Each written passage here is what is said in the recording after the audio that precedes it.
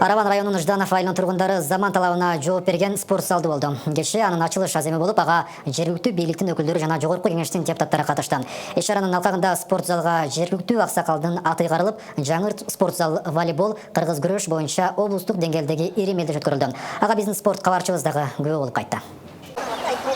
Араван районуна караштуу Жданов айылында бардык шарты жана машыгууга керек болгон спорт шаймандары бар спорт комплекс курулду.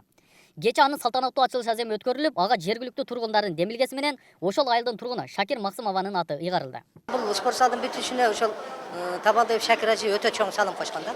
Ошондуктан бул кишинин салымын эске алып, жалпы эл ошол Шакир ажы атындагы Табалдыев Шакир ажы атындагы спорт зал деп атап коюптур. Бул өтө жакшы. Эмне үчүн дегенде ошол бул жерде чыккан дүйнөнүн чемпиондору бар.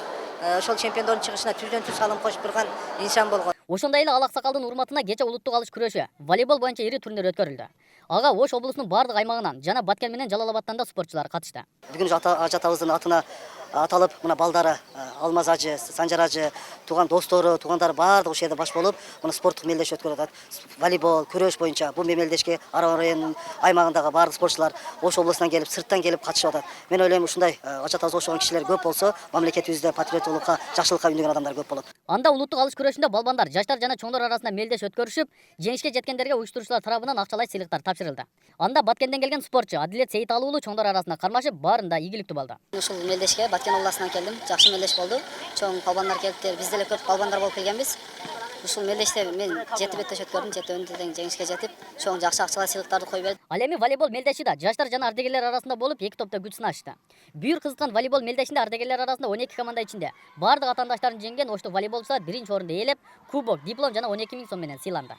Ал эми 40 жашка чейинки волейболчулар арасында Ачы айылы менен Жаңы Арык айылынын командасы жарым финалда утулуп, 3-орунду бөлүп алды.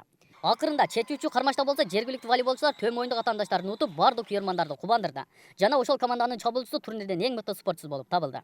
Бүгүнкү оюнга 16 команда катышты, жалпысынан 4 подгруппа ойнодук. 4 подгруппанын ичинен Маңгыт айылы биздин команда биринчи орун болуп чыкты. Жана бизге, то есть мага мыкты оюнчу деген наам беришти. Белгилей кетсек, турнирде андан башка ардагерлер жана жаштар арасында мыкты оюнчу, мыкты чабуулчу жана мыкты коргоочулар да аныкталып, баалуу белектер тапшырылды.